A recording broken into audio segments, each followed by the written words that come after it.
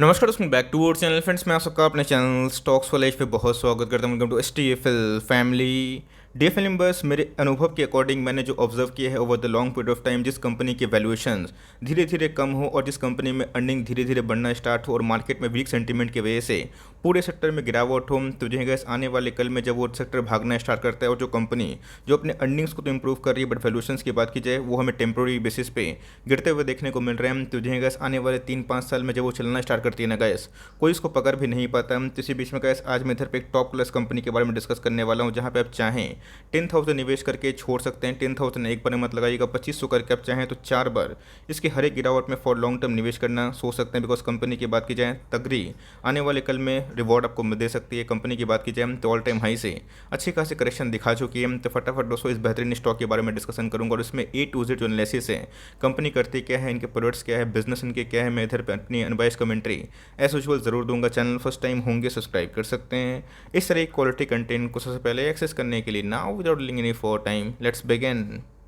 अगर आप देखें एक स्मॉल कैप कंपनी है तो इसमें आने वाले कल में इमेंस ग्रोथ हमें देखने को मिलती है। अब जो भी कंपनी को ऐसे उठा लें जिसने over the long period of time massive पैसे बना के दिए हैं, उनका एक ऐसा स्टेज आता है जहाँ पे वो कॉन्सोल्यूशन फेज में रहती है। 1.5 साल 2 साल 3 साल वो पैसे नहीं बनाती और उसके बाद तो सिर्फ ब्रेकआउट होता है, तो लोग सिर्फ और सिर्फ उसको ही खरीदना चाहते हैं। तो हमारी फोकस उन सब कंपनी पर होनी चाहिए जिनके अर्निंग्स बढ़ रहे हैं, वैल्यूएशन ड्रॉप हो रहे हैं और कंपनी के अंदर अच्छी खासी ग्रोथ की गुंजाइश है। तो जो है एक 10,000 करोड़ के आसपास की मार्केट कैप है, मतलब बहुत बड़ा मार्केट इनके लिए वेट कर रहा है। अपने ही सेक्टर की बहुत बड़ी लाइक एक मोनोपोली कंपनी हमें देखने को मिलती है। प्राइस की बात की जाए 400 के आसपास हमें देखने को मिलता है। ऑल टाइम हाई से अगर आप देखें तो हमें बहुत ही अच्छा खासा गिरावट देखने को मिल चुका है। अगर आप इसका प्राइस ट्रेंडिंग देखें तो अभी के टाइम में 44 का हमें देखने को मिल रहा है, जो पहले हमें 100 के पार भी आता हुआ देखने को मिला। और मार्केट में गए सेंटीमेंट खराब नहीं होता ना, ये स्टॉक आपको सस्ता में बिल्कुल भी नहीं मिलता। ROC पे अगर आप ध्यान दें, ROE पे ध्यान दें तो कंपनी के दोस्तों दोनों जो ROC है ROE है ठीक ठाक है और कंपनी जिस रफ्तार से अपने कद को बढ़ा रही है, मुझे लगता है कंपनी आने वाले कल में बहुत बड़ी वेल्थ क्रिएट जरूर कर सकती है।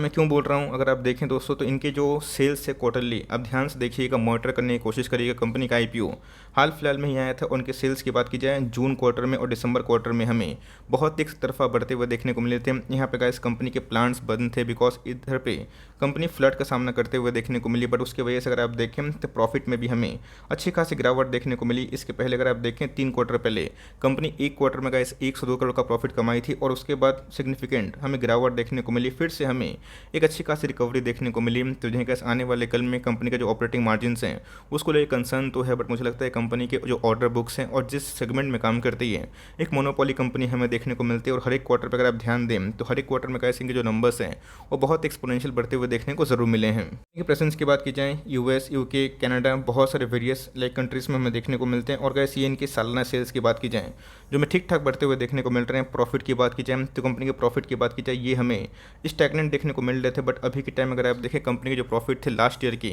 तो बहुत ही अच्छे हमें देखने को मिले। और गैस 2 क्वार्टर में ही कंपनी ने 100 करोड़ और 82 करोड़ के आसपास प्रॉफिट दर्ज किया। तो आने वाले कल में गैस अगर ये आंकड़ा 200 करोड़ के पार जाता है तो मुझे कोई भी चिंता नहीं होने वाली। शेयर का नाम आप देख सकते हैं लक्ष्मी ऑर्गेनिक इंडस्ट्रीज लिमिटेड, जो अपने आप में बहुत ही अच्छी कंपनी है। मैं बताऊंगा ये अच्छी कंपनी क्यों है और इसके जो प्रेजेंस हैं वो कहाँ कहाँ पे देखने को मिलते हैं। तो जी गाइस 628 का स्टॉक अभी के टाइम में हमें 400 के आसपास अवेलेबल है। तो जी गाइस एक बहुत ही क्रूशल सपोर्ट है 378 का, अगर इसको तोड़ते हैं तो आने वाले कल में और भी पेन मिल सकता है। बट गाइस जो पेन झेलते हैं ना लॉन्ग टर्म पैसे उन्हीं के बनते हैं, बिकॉज पिछले कुछ समय से आपको पता है केमिकल्स में अच्छी खासी फॉल देखने को जरूर मिली है। कल की बात की जाए तो इतना गिरने के बावजूद भी गाइस इसने एक साल में 120% के आसपास पैसे बना के दिए। और जब से इनके IPO आए थे IPO के बाद एक मेकअप ब्रेकआउट हमें देखने को मिला था। और जब नंबर्स गैस इनके आए थे, जब मैंने इसको एनालिसिस किया था 270 के भाव पे मैंने आपको इनकरेज भी किया था और देखते ही देखते पैसे दोगुना भी हुए थे। और उसके बाद हमें एक गिरावट देखने को जरूर मिली और पिछले कुछ समय से अगर आप देखें एक रेंज बाउंड ट्रेड करता हुआ देखने को मिल रहा है। तो जो है कैसे अगर आप शॉर्ट टर्म पेन को झेल लें तो मुझे लगता है कंपनी आपको लॉन्ग टर्म में बहुत रिवॉर्ड दे सकती है। IPO की बात की जाए तो अच्छी खासी इनको रिस्पॉन्स हमें देखने को मिली थी। और IPO के बाद अगर आप देखें एक तरफा भागता हुआ देखने को मिला था, उसके बाद प्रॉफिट बुकिंग और फिर से हमें एक कॉन्सोलेशन फेज देखने को मिल रहा है। तो जी अगर आप पूछें तो किस सर इधर पे सारे केमिकल्स में मार्जिन का इशू है ये समझ में आ रहा है, इसीलिए बालाजी अमाइंस, एल्केल एलिमेंट्स, दीपक नाइट्रेट अपने ऑल टाइम हाई से 30% डाउन है। तो SRF और नवीन फ्लोरिन ये क्यों भाग रहे हैं, तो वैसे मैंने आपको साफ साफ बताया कि इनकी जो डिपेंडेंसी है क्रूड पे बहुत ही कम पड़ती है। और यही रीज़न है गैस कि मैंने SRF को 2100 के लेवल पे आपको बहुत बार इंकरेज भी किया था। बीच में तो गैस नवीन फ्लोरिन 3200 के आसपास आया भी था। तो याद रखिएगा हर एक सेक्टर का हर एक स्टॉक एक बार में नहीं चलता है, देखना बनता है कि शॉर्ट टर्म पेन क्या है। तो मुझे लगता है क्रूड अगर आने वाले कल में $100 के नीचे अगर आता है, 90 के आसपास आता है, तो जो है गाइस इन सब कंपनी में जब रैली होगी वो कंटिन्यूस होती है, और ये सब जो गाइस पेन होता है ना, ये झेलना पड़ता है, बिकॉज ये ही लॉन्ग टर्म में आपको अच्छे खासे वेल्थ की निशानी ज़रूर बनाती है।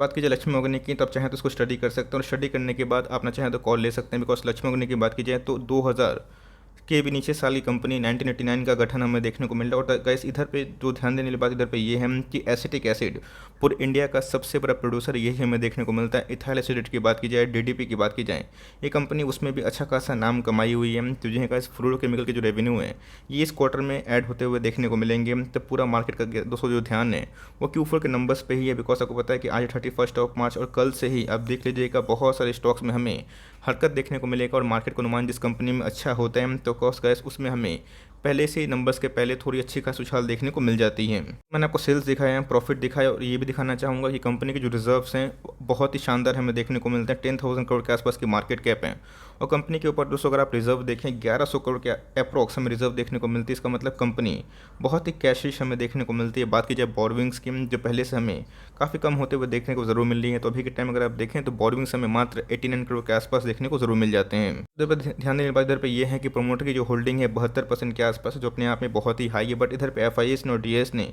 अच्छा खासा माल सेल किया है। DS की होल्डिंग आधी हो चुकी है। रीज़न क्या है आपको अच्छे से पता है कि IPO के बाद FIS और DS थोड़ा प्रॉफिट बुक करना पसंद करते, पब्लिक की होल्डिंग थोड़ी सी बढ़ते हुए देखने को मिल रही। बट मेरे हिसाब से अभी भी अगर आप देखें पब्लिक की होल्डिंग 23% के आसपास है, जो अपने आप में आउट ऑफ कंट्रोल बिल्कुल भी नहीं है। मुझे लगता है कि जो प्रोमोटर होल्डिंग है वो काफ़ी सफिशियंट है। तो मुझे लगता है कि अगर आपको ये आंकड़ा देख के डर लगता है, आपको घबराने की आवश्यकता नहीं है। कंपनी कैश रिच है, 30 कंट्रीज़ में इनका हमें प्रेजेंस देखने को ज़रूर मिलता है। DDP की बात की जाए, एसिटाइल इंटरमीडिएट की बात की जाए, इथाइल एसिडेट की बात की जाए, ये कंपनी उसमें काम करते हुए देखने को मिलती है। और प्राइस की बात की जाए तो काफ़ी रीजनेबल है। तब चाहें तो इस प्राइस करेक्शन में ऐसे कंपनी को फॉर लॉन्ग टर्म लेके छोड़ सकते हैं।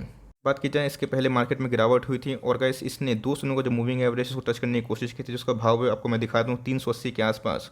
इनको एक बहुत ही मेजर सपोर्ट है। तो जी हाँ गाइस, अगर ये इसे गिरता है तो आपको उसी हिसाब से तैयार रहना है। तो ऑफकोर्स गाइस आपकी जो फर्स्ट प्रायोरिटी होनी चाहिए SRF, दीपक, आरती इंडस्ट्रीज़, विनती ऑर्गेनिक, जो कि बहुत ही रिनाउंड कंपनी है, काफ़ी स्टेबल भी है। बट येस, अगर आप उसको छोड़ के कोई इमर्जिंग कंपनी में निवेश करने का प्लान करते हैं तब इसमें चाहें तो ट्रैक एंड वॉच कर सकते हैं, बिकॉज कंपनी बहुत ही अच्छी है, ख़राब बिल्कुल भी नहीं है। और इससे नीचे गिरता है तब को मानसिकता उसी रफ्तार से रखनी है कि भाई गिरावट हो रही है तो क्या बात है, लॉन्ग टर्म में कंपनी रिवॉर्ड करेगी, बिकॉज कंपनी के पास काफ़ी कैश भी है। वॉल्यूम्स की बात की जाए तो काफ़ी हमें पिछले कुछ समय से डिक्लाइन देखने को ज़रूर मिल चुका है। आपको सलाह यही होगी कि 10,000 निवेश करना है तो 2500 करके इसको 4 बार निवेश करें, और धीरे धीरे आपको पूरा मौका मिलेगा। बिकॉज जब ब्रेकआउट होगा ना दोस्तों, ये बहुत इमेंसली भागने वाली कंपनी हमें देखने को मिल सकती है। बट येस, इसके बाद हमें कोई भी सपोर्ट देखने को नहीं मिलता है। तो 380 के बाद जो नेक्स्ट सपोर्ट होगा 350 के आसपास साइकोलॉजिकल लेवल, और उसके बाद जो इसका सुपर एमओएस लेवल है वो 320 के आसपास आप कंसिडर कर सकते हैं। तो ये सब लेवल्स गैस आपको पता होना बहुत ही महत्वपूर्ण आपके पास है।